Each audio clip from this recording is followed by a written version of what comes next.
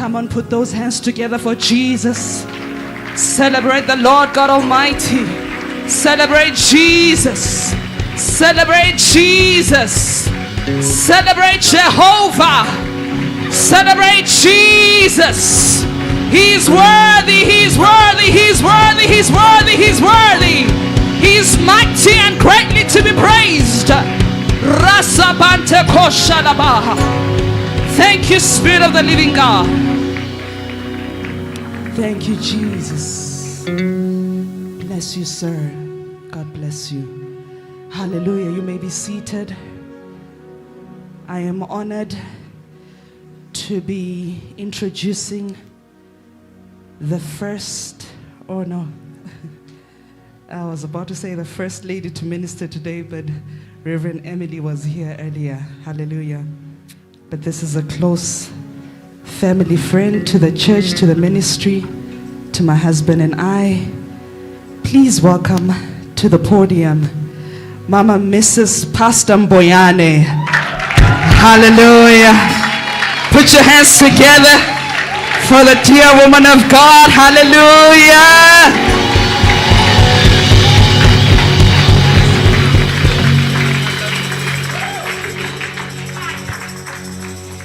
Greetings in the name of our Lord Jesus Christ. Amen.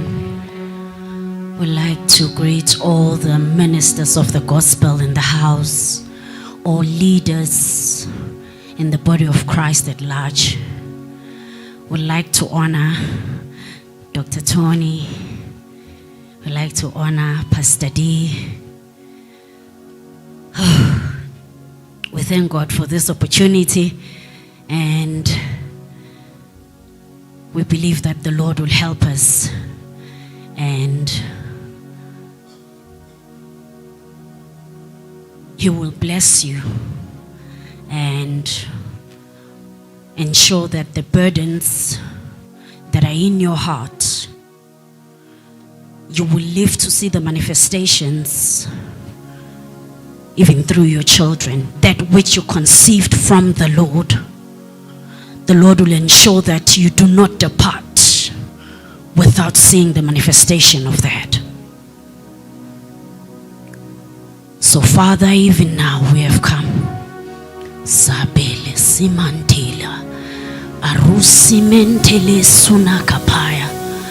As your people, Lord, we have come.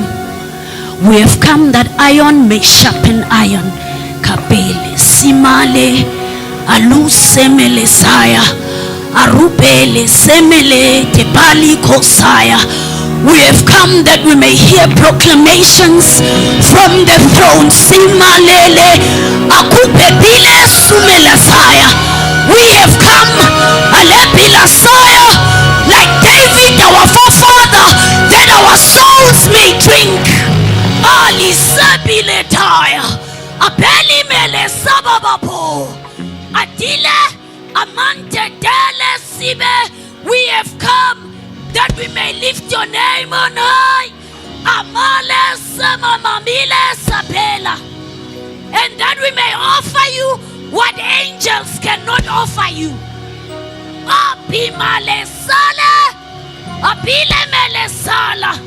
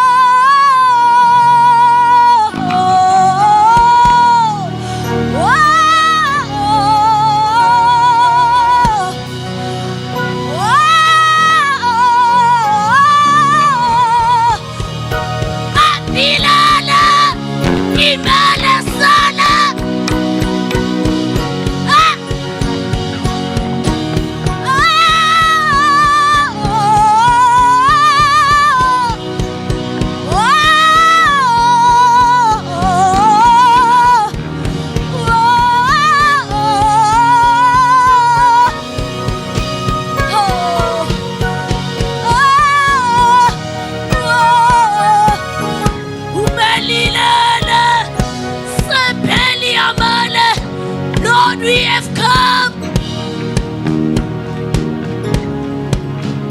Lord, we have come. Huh? He's the mighty God, wonderful counselor, everlasting Father, Prince of, behold the Lamb,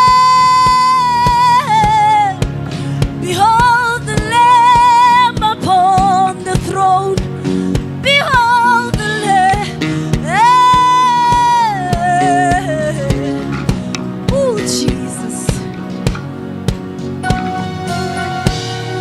Behold the Lamb,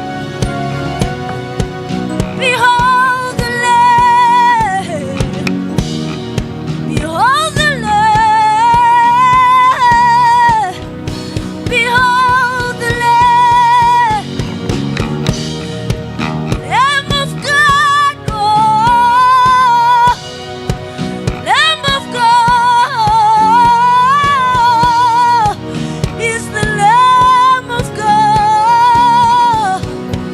Oh,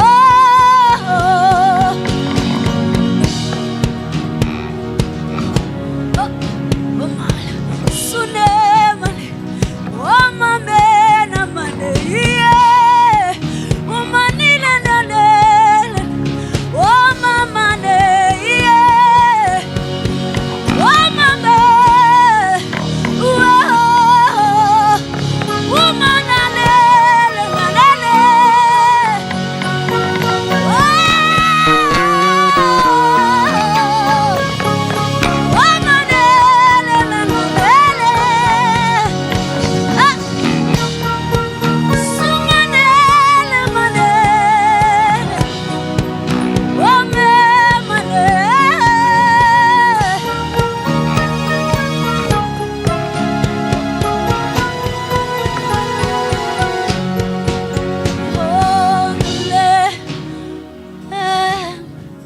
behold the Lamb upon the throne.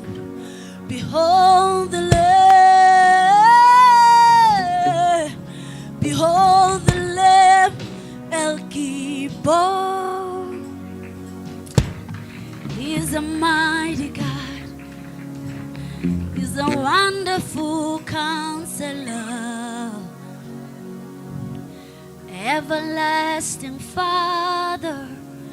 He's the Prince of Peace. He's a mighty God, wonderful counselor, everlasting Father, Prince of Peace. Oh. Thank you, Jesus. Thank you, Jesus. Thank you, Jesus.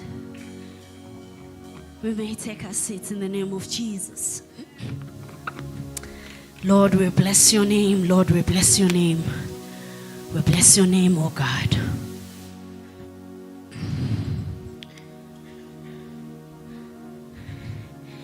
The Lord will help me because Pastor Tony's screens all there. In Jesus' name.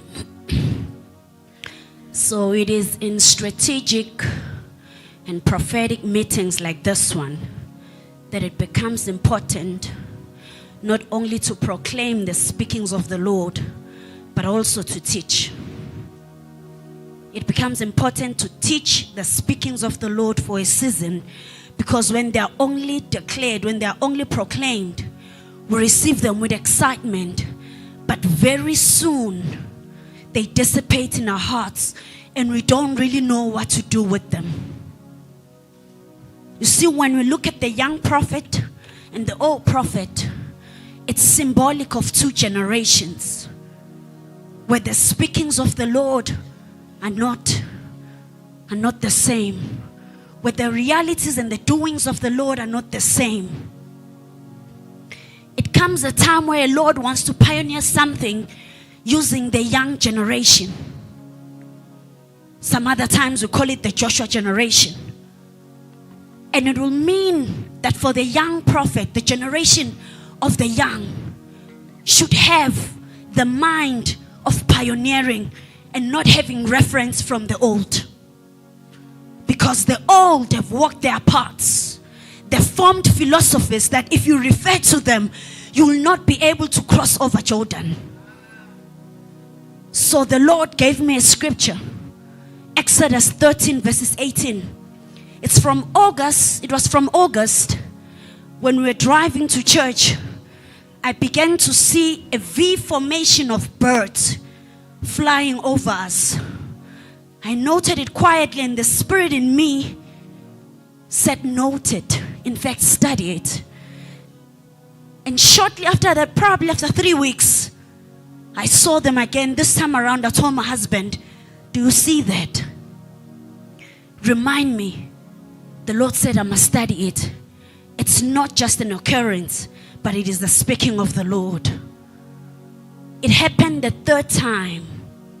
That's when I knew that I have to drop everything that I'm currently studying. Because this is probably a speaking for this season.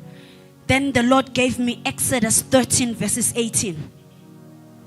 So God led the people around by the way of the wilderness of the Red Sea.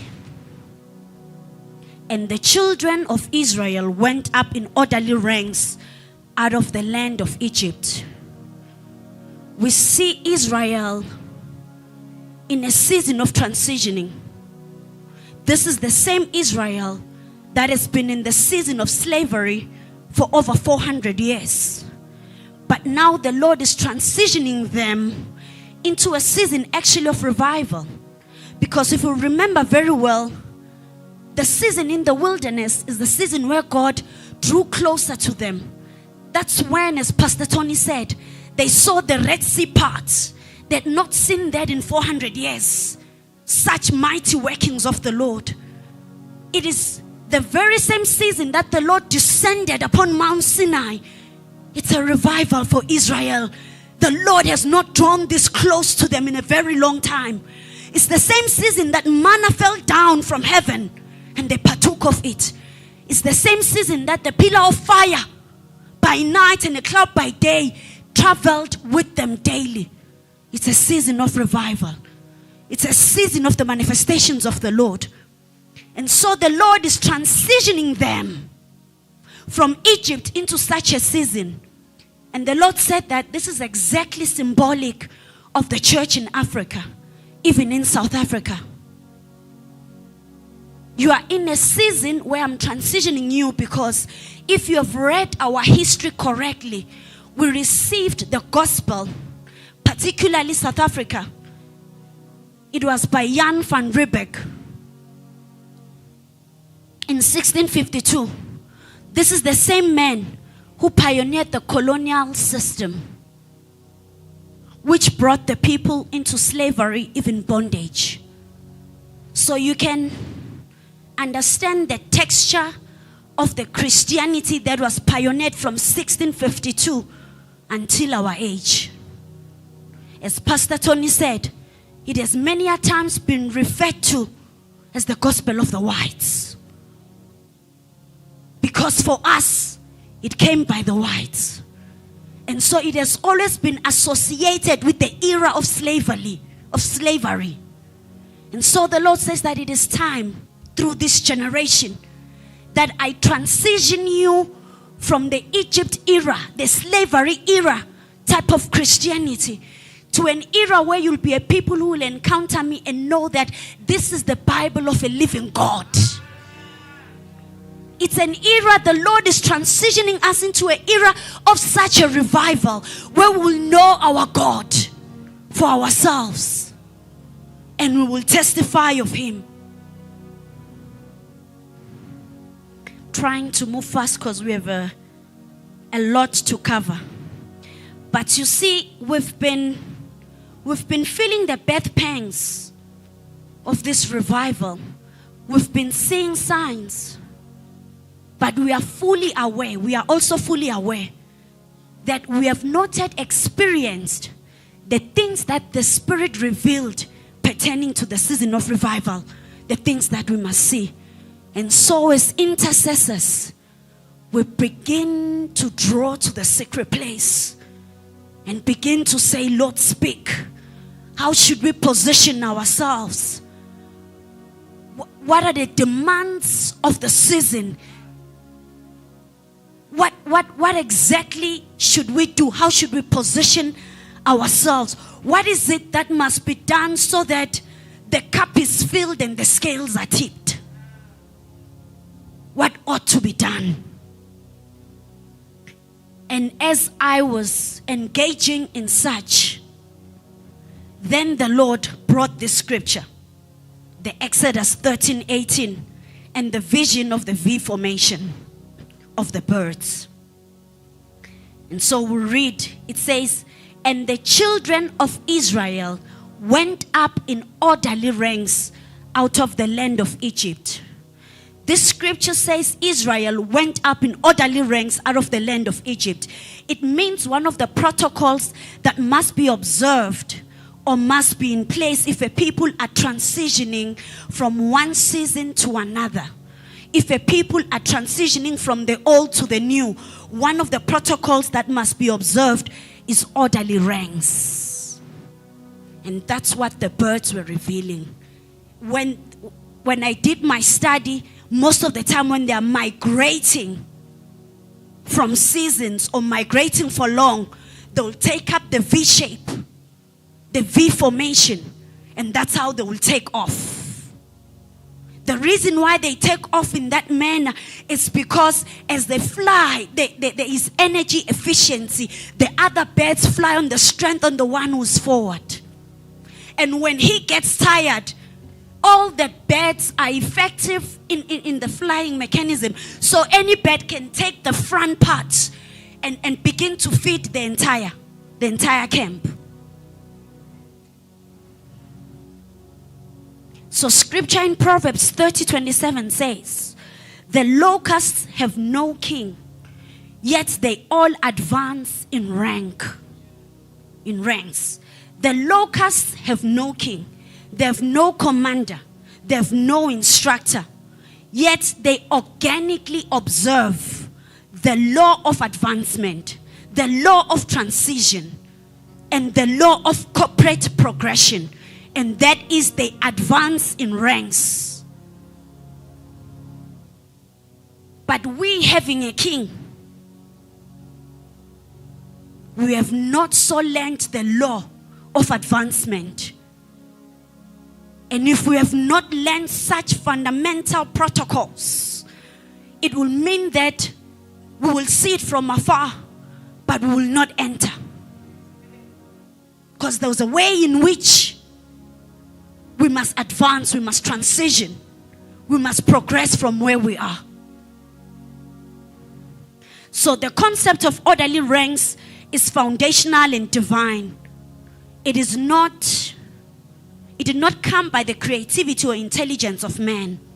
It's foundational and divine because we first find it in Genesis 1, which gives us the divine blueprint. So when you look as the Lord was creating, if you look at Genesis 1 verses 11, you'll begin to see this concept that it is divine and is foundational. It's part of the foundations of creation. Scripture says that then God said, let the earth bring forth grass, the herb, and that yields seed, and the fruit tree that yields fruit according to its kind. So you see here ranking according to usefulness into the ecosystem you are planted in. We have the grass, we have the herbs or the plants, then we have the fruit trees. The Lord was intentionally placing them in that manner because he was placing them according to their ranks. These are ranks within the plant kingdom. And when we move further to Genesis 1 verses 16, then God made two great lights, the greater light to rule the day and the lesser light to rule the night. He made the stars also. We see the ranking. We have the light at night, which is we have the sun, we have the moon, then we have the stars. So this ranking, it's according to the degree of light. There's a lot of things that we can get into, but we just want to see that the orderly ranking, it's not necessarily the doing of man. It's not the system of slavery, but it's a divine concept of God, of advancement. When you go to Genesis 1 verses 25, it speaks of the beast, of the cattle and the creeping things. That's a rank in the animal kingdom. If you remember very well, in Genesis 3 verses 14, when the Lord curses the serpent, he says that no longer you are cursed more than the beast, more than the cattle. You will now go in your belly. So you have moved from this rank. You are now in the creeping things rank. You will eat from the dust. So basically the serpent there, if I'll put it in this informal term, it was being deranked. The rank was being relegated. No longer you are more cursed than all of these. These are different classes, but you will fall part of the creeping things, because in the animal kingdom, it's the beast, it's the cattle, it's the creeping things. Hence you will understand with the law of sacrifice, when one sacrifices a cattle or a bull or a sheep, they needed one. But if you sacrifice birds, then there must be two, because according to the ranking of the value of life, they don't rank the same.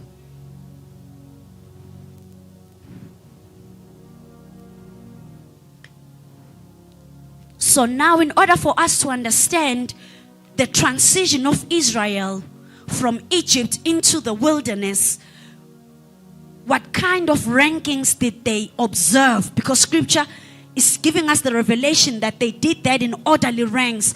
We'll have to consult scriptures like Deuteronomy 25 verses 18. How the he there is Amalek, how he met you on the way and attacked your rear ranks, all the stragglers at your rear, when were tired and weary, and he did not fear God. From this scripture, we get to understand that their rear ranks were made up of stragglers. If you read in the KJV, it refers them to the feeble. So it means the rear ranks were the feeble. So it means the high ranking, the top ones, the front ones were what? Were the stronger ones.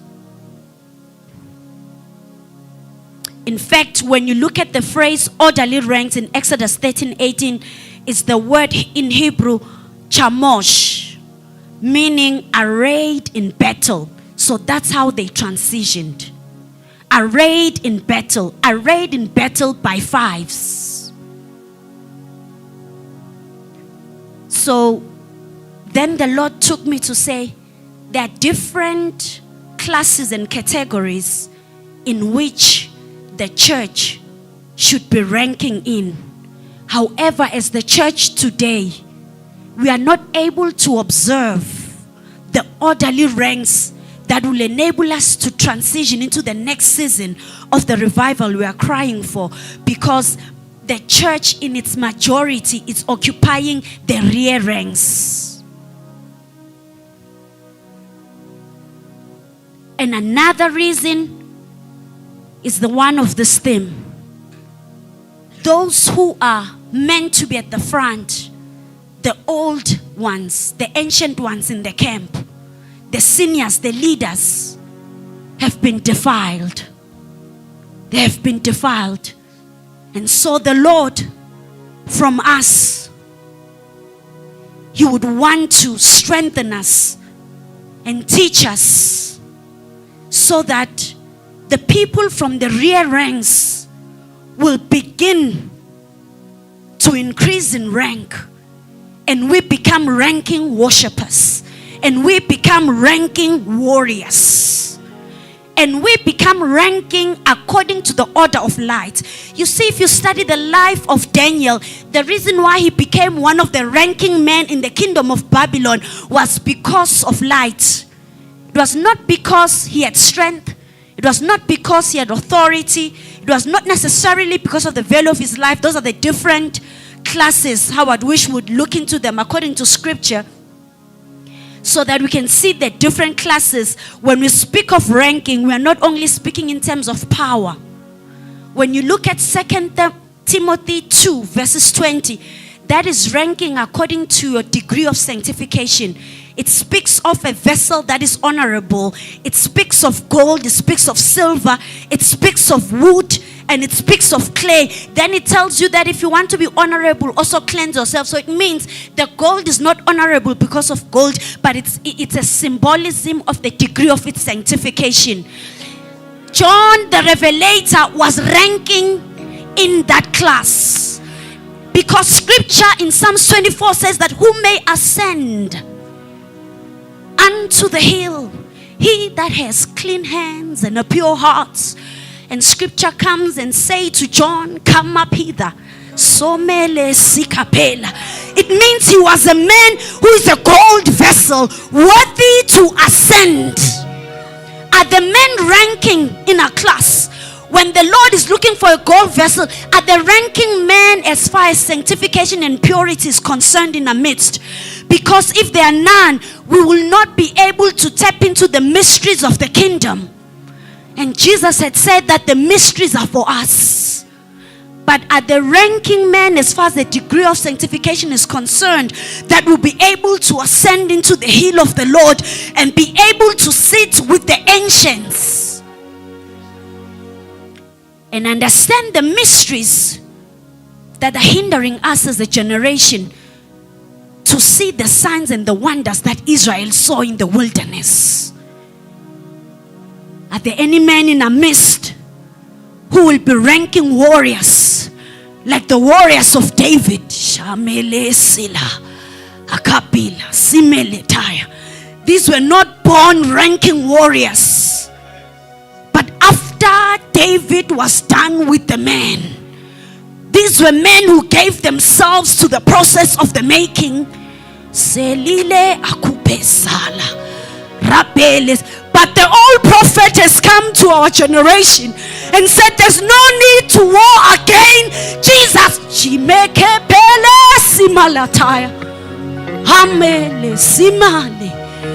the old prophet has come. Say there's no need for you to learn the art of warfare again, because Jesus has won the war for you. Oh. If we go to Joshua 6 verses 7. Oh, Jesus. So that we understand transitions. Scripture says, and he said to the people, proceed and march around the city. This city is Jericho. And let him who is armed advance before the ark of the Lord. So it was when Joshua had spoken to the people that the 7 priests bearing the 7 trumpets of rams' horns before the Lord advanced and blew the trumpets, and the ark of the covenant of the Lord followed them. Get the order. The armed men went before the priest who blew the trumpets, and the rear guard came after the ark, while the priest continued before the trumpet. So it was the rear guard, it was the ark, it was the priest blowing trumpets, then it was the men who were armed. So how they advanced into Jericho, they observed orderly ranks. And the kind of order and the most ranking in this transition into Canaan, it was warriors. It was warriors. It was warriors. So whenever we are transitioning into Canaan, the promised land, the promised season, the promised position, one of the things that you must prepare if you are about to take up the things that the Lord has promised, if you are transitioning into the promised, one of the things that you must be is a ranking warrior. That's just in your personal life. But now when we are speaking kingdom, we are that generation that have heard of the revival. It's our portion How many are the warriors that will say, we will occupy that land, we will live into that season? No. We will not go in by, oh Jesus, we will not go in by riches. Oh yes, we will not go in by wealth, but we will go into this season, we will transition into the promised by warfare. By warfare. Do you remember the scripture in Deuteronomy 2:24? Oh Jesus, we must read it together. Samalatile pele kapela.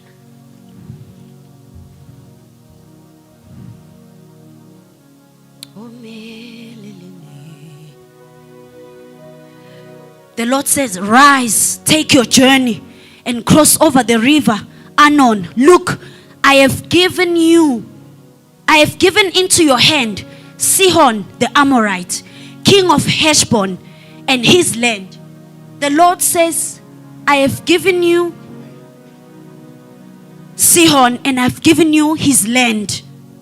Then the Lord says, begin to possess it and contend with him in battle. The Lord says, I have given you. So is there a reason to contend in battle? It's a protocol. It's a protocol. The Lord had given Israel Canaan, but how they entered into that season, how they entered into the land, they engaged warfare. One of the things that are standing in our way, because we are not aware that we are facing ranking spirits. It cannot be that the voice of the old prophet is correct, telling you that just declare it. When Apostle Paul came in Ephesians 6 and said, we wrestle. We wrestle. If we look at Ephesians 6, he says we are not wrestling with flesh and blood. But those teachings of the old prophet has made us as a church to be spiritual babes according to 1 Corinthians 3, because all we do is wrestle flesh and blood. We are full of strife. We are fighting each other. That's not part of the scope that makes up a ranking warrior. It says we wrestle but not flesh and blood. So it means for as long as you're wrestling flesh and blood, you are not in a journey of becoming a ranking warrior, in engaging kingdom things that will make us enter into the promised season. No.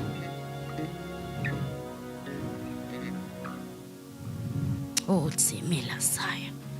Kapele Simele Sula.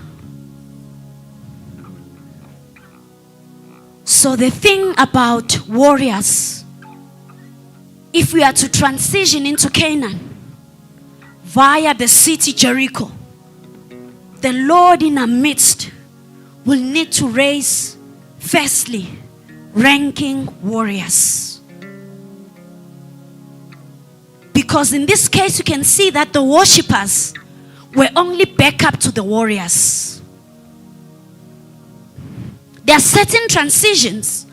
If we had time, we'd look at all of them. In Psalm 68 verses 24, where the Lord is transitioning into the sanctuary. Scripture says that that procession was led by worshippers, musicians. So there's a kind of a transition. When we anticipate the coming of the Lord, we need ranking worshippers to be able to lead the procession of the King of Kings himself. In this case, you are looking at a transition into entering the promise, the promised land, the promised season, the promised position. And scripture reveals here that we will need ranking warriors. So the making of a warrior is by warfare. Forget the gospel that if you are faced by any small warfare, you must run to the man of God. You'll always remain a weakling. You'll always, the devouring lion will devour you. you will never contribute into the kingdom moving and shifting in your generation into the seasons that have been proclaimed in the heavens. If every warfare, every single little warfare, pastor, man of God, break it by oil. No.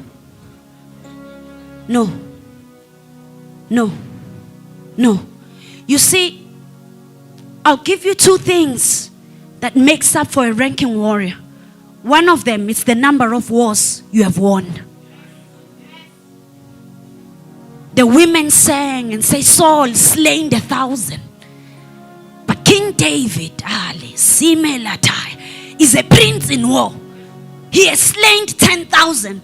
So what made David a prince and a ranking warrior is the number of wars he has won, the number of battles he had engaged. And you are running away from wars.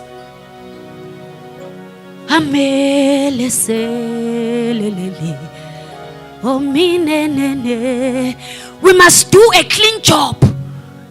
We must engage so much in war that the next generation, our Solomons, Jesus, all they will do, they will ensure that the kingdom expands. But as for us, we are faced by the spirit of sangomas. We are faced by homosexuals. We must wage war. We are faced by false prophets. We must wage war. The third generation from me, Amiko Sala, Amalasike Pala, must not be facing Goliath again, busy defiling the armies of the Lord. The number of wars. Meanwhile, it's not like you'll go about searching for the wars. When the Lord knows that this season demands ranking warriors, He occasions that the environment is harsh. So already the environment we are living in demands that we wage war, demands that we wrestle. It is set in this manner so that this can be the process of the making of warriors.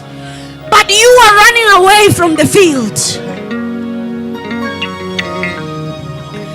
It is because it is the season of the forming of warriors. That's why even the economy itself is hard. The Lord says that I have occasioned this so that there will be no one in Israel that have not learned war. It is necessary, because where we are heading into, there are already giants occupying there. And so we don't need feeble men. When I am tired and I'm the one flying in front, I should be able to take aside and somebody else come, because we are all strong men. So pele sala amile suke pale kopila akopela sababapoa. Jesus. The second thing that makes one a ranking warrior is the rank of the enemy they conquer. Yes.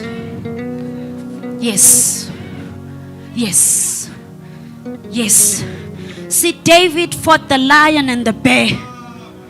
He remained a shepherd until he slain Goliath. Jesus. Hello, misumane. Oh, mama sunemele.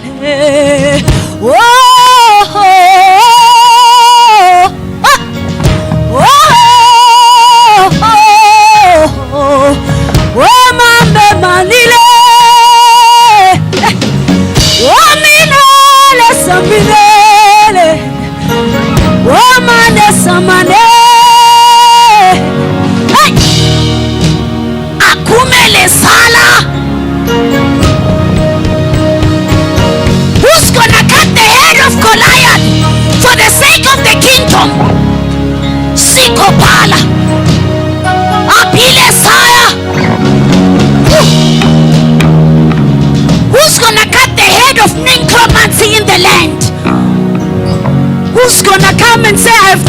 in the platter. Oh, the church can thrive again. I have the head of that false prophet. Abile, Jesus.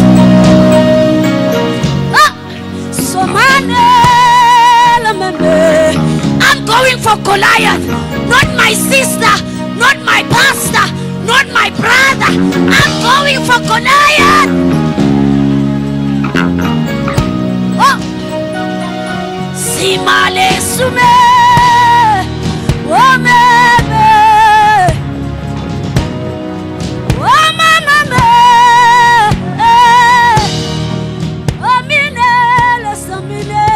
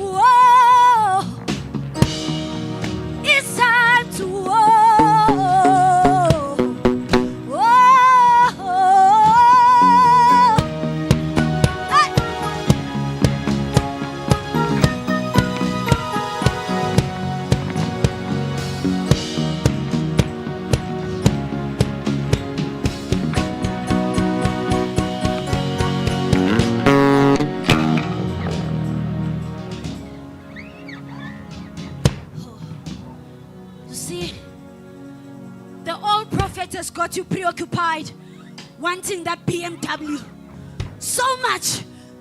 Oh Jesus, you fast for 40 days for a BMW. Jesus, no. He's got us preoccupied when there are kingdom matters. There is a Goliath. Hey Jesus, no. So Messiah Kapila Sule Matai. There are kingdom matters. But you see, you cannot take down Goliath if you are like the warriors of Israel. You are not ranking. We need men. You see, when David faced Goliath, he takes from the first point. He mentions the numbers of wars he has conquered with the Lord. And now he's saying, even though you be a ranking warrior, the number of wars I've engaged with the Lord has increased my rank. I know I can face you. I know I can take you down. Jesus, Jesus, Jesus.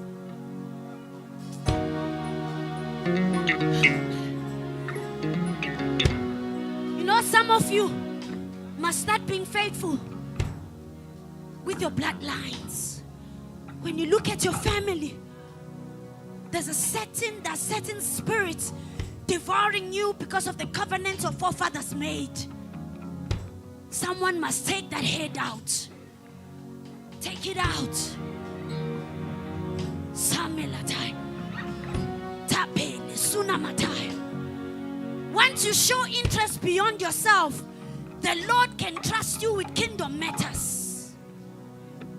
With kingdom matters. I am yet to meet a warrior that came to the rank that they were because they prayed for material things.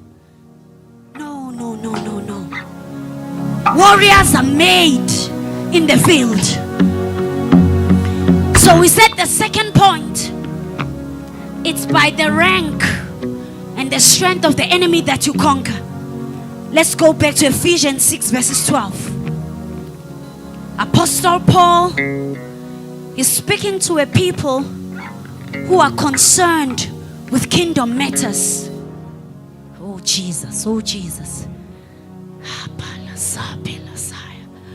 Oh mele sune apine sune Messiah. Oh mani sine melasaya apana same elito. The Lord says, Meno sula. If you yield yourself and you yield to this call, out of you I will form a warrior. He will make warriors out of us tonight. Out of us, He will make warriors. Jesus, Jesus, Jesus. Oh Lord, oh Lord. Our hands are lifted. Our hearts are bowed. If this is the call, we say yes, Lord. We say yes, Lord. We say yes, Lord. When you look at Ephesians 6 verses 12, I'm not sure of my time.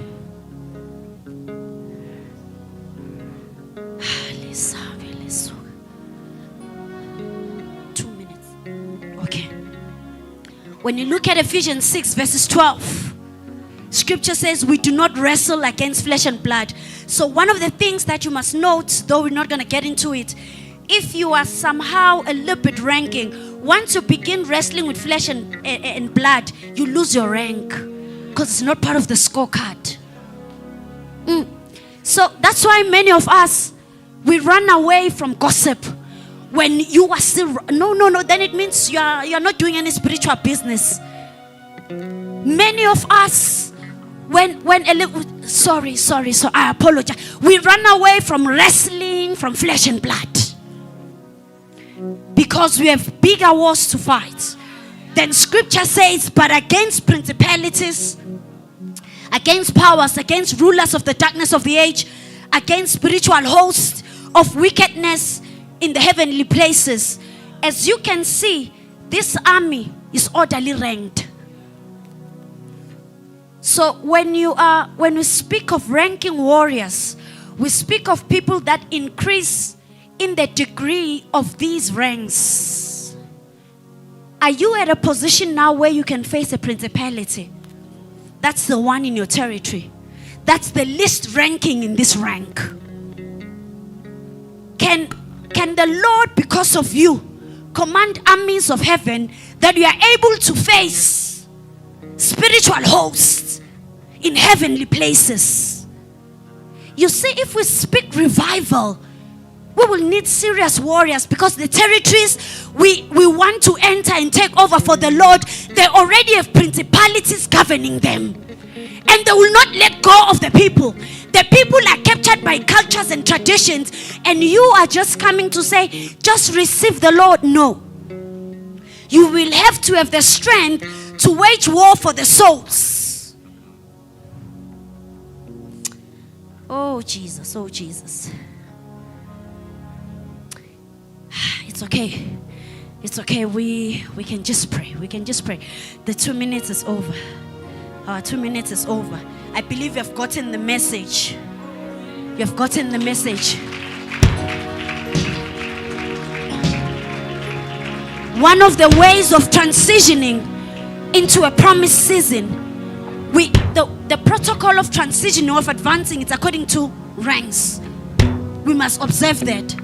But many a times now in the church, we are in the rear ranks. And the Lord says that men must be trained. But unfortunately, the pulpit today is not training men to be ranking men. It's the voice of the old prophets.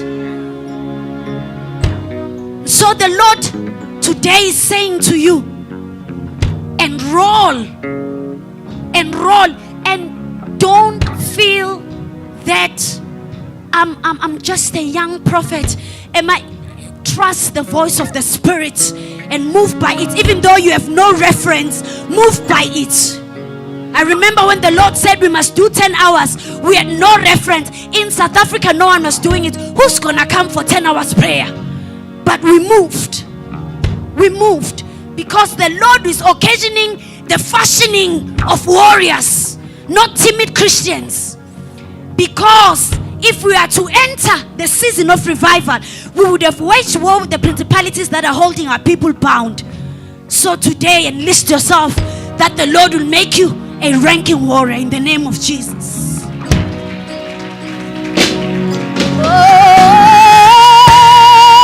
Oh, oh.